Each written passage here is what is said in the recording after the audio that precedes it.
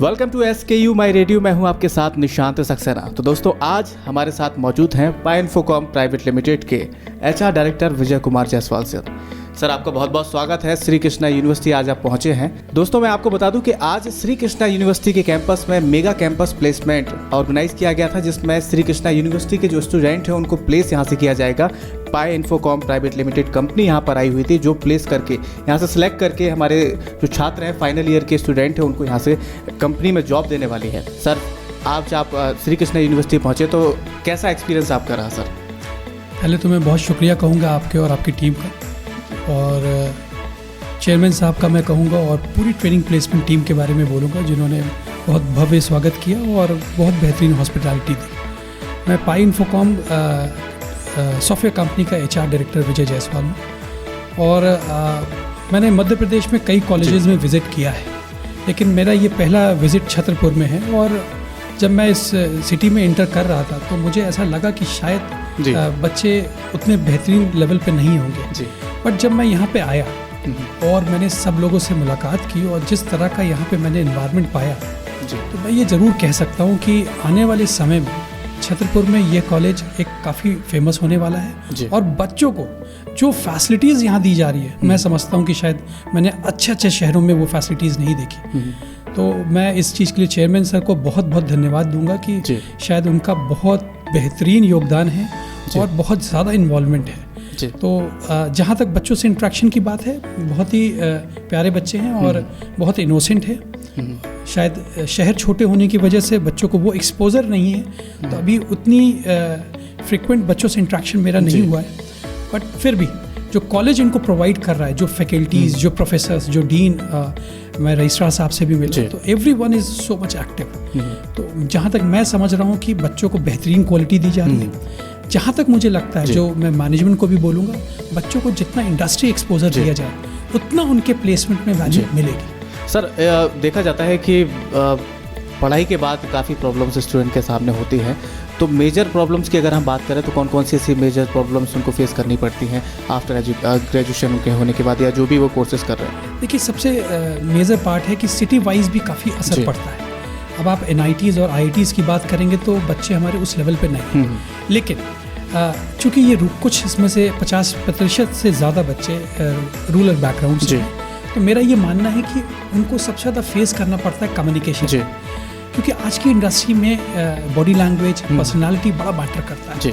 तो एजुकेशन के साथ साथ बच्चे पढ़ाई में ठीक हैं, लेकिन बच्चों को इन पे भी बहुत ध्यान देना है, इन एस्पेक्ट्स पे।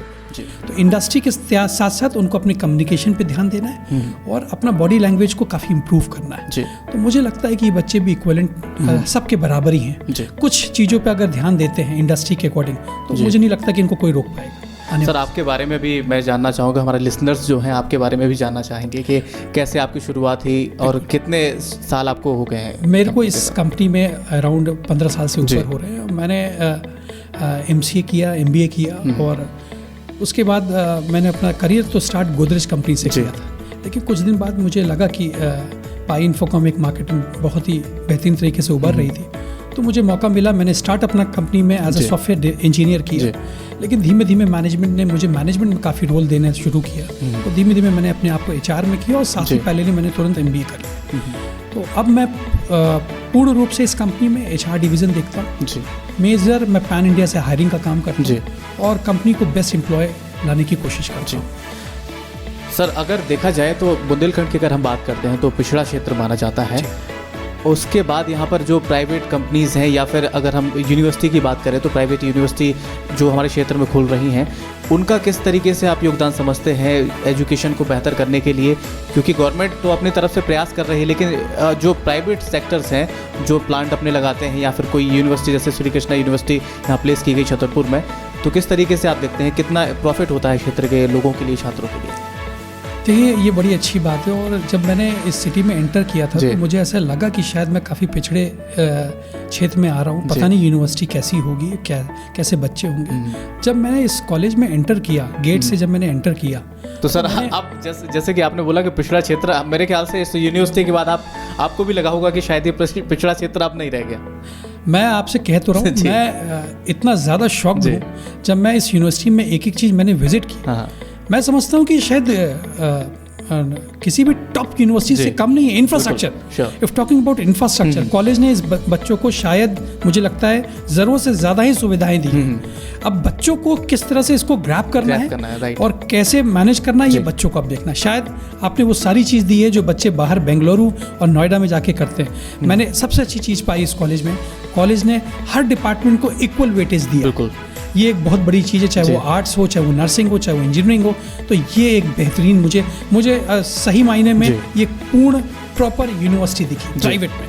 तो मैं अब जरूर कहूँगा छतरपुर पिछड़ा नहीं रहा। शायद मेरा सोच गलत थी, शायद मैंने रास्ते में देखा थोड़ा रूरल एरिया तो मुझे ऐसा फील हुआ, बट ऐसा बिल्कुल नहीं, मैं गलत साबित। चलिए सर, मैं ये पूछना चाहूँगा सर कि 12th के बाद जब आप आते हैं अपना करियर का चुनाव करना चाहते हैं, या 10th के बाद ही आप जब किसी सब्जेक्ट का चुनाव करते हैं, तो किन चीज़ों को सोचकर एक स्टूडेंट को चुनाव करना चाहिए कि सिलेक्ट करे कि इस फील्ड में मुझे जाना है, या किस तरीके से वो अपने इंटरेस्ट को समझे? मेरा ये मानना है ये एक बहुत ही बड़ा डिसीज़न है जी। इंटर के बाद बच्चों के दिमाग में बहुत सारी चीज़ें चल रही होती है। मैंने ये पाया इधर पैन इंडिया में पिछले 3 साल से जब मैं हायरिंग कर रहा हूँ, बहुत बच्चों को मैंने ये पाया कि बच्चे ये कहते हैं मेरे माता पिता ने ऐसा कहा तो मैंने ये ज्वाइन कर लिया, या मेरे दोस्त जहाँ चले गए मैंने ज्वाइन कर लिया। मेरा मानना ये है यही एक टाइम है जो बच्चों को बहुत सोच समझ के अपना डिपार्टमेंट चूज़ करना चाहिए।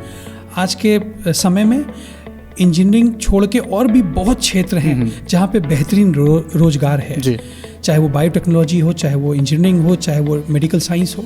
मेरा यही मानना है बच्चों को कोई भी वो डिपार्टमेंट चूज़ करना चाहिए जिस पे वो कंफर्टेबल है, बिना किसी दबाव के, क्योंकि अंततः उन्हें नौकरी करनी है।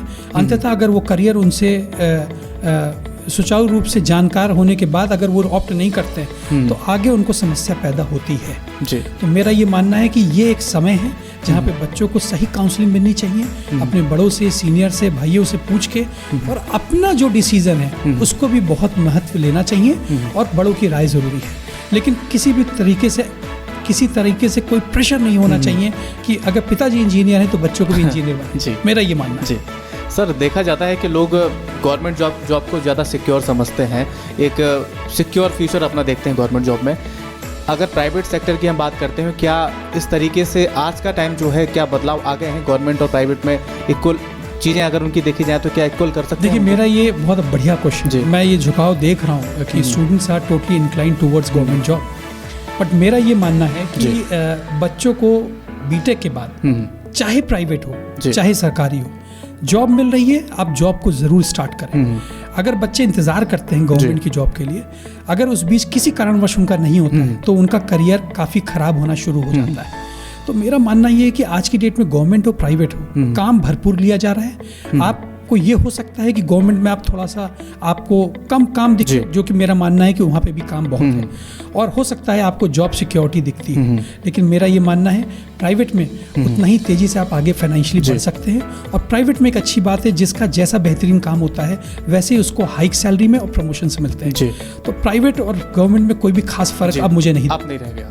सर, आखिरी में आपसे एक मैसेज मैं चाहता हूँ जो हमारे लिसनर्स हैं, जो स्टूडेंट हैं, उनके लिए, कि किस तरीके से वो मोटिवेट हों। आप किस तरीके से उनको मोटिवेट करना चाहते हैं, और श्री कृष्णा यूनिवर्सिटी में आप पहुँचे तो क्या कुछ कहना चाहते हैं यूनिवर्सिटी के लिए? मैं केवल एक शॉर्ट में ये बोलना चाह रहा हूँ इन बच्चों के लिए, वो किसी भी डिपार्टमेंट के हो, मार्केट के अकॉर्डिंग, इंडस्ट्री के अकॉर्डिंग अगर उनको बेहतरीन जॉब आगे भविष्य में चाहिए तो इंजीनियरिंग के साथ क्या उस डिपार्टमेंट के अकॉर्डिंग मार्केट में क्या डिमांड है, आप इंडस्ट्री के अकॉर्डिंग अपग्रेड ज़रूर हुई है। आपके पास कई ऐसे समय आपको इंजीनियरिंग में मिलते हैं जिसमें आप समर ट्रेनिंग, विंटर ट्रेनिंग पे बहुत फोकस करें। उस समय को नष्ट ना करें, उस समय पे अपना सुचारू रूप से एक कंपनी में अपनी इंडस्ट्री विजिट करें या इंटर्नशिप करें, जो आपकी नौकरी में बहुत ज़्यादा फ़ायदा करे। जहाँ तक कृष्णा यूनिवर्सिटी का सवाल है, मेरा ये मानना है वो सारी सुविधाएं यूनिवर्सिटी दे रहा है जो बच्चों को चाहिए। ये मेरे लिए बहुत ही शॉकिंग है। इस सिटी में आने के बाद जो भव्य यूनिवर्सिटी मैंने देखी, उसको देख के मैं इतना प्रसन्न हूँ। मुझे ऐसा लगता है कि आने वाले समय में छतरपुर को बच्चों को बहुत बेहतरीन सुविधाएं मिलने वाली हैं। Thank you so much sir, आप हमारे साथ SKU माई रेडियो में आज पहुंचे और आपने हमसे इतनी बातचीत की।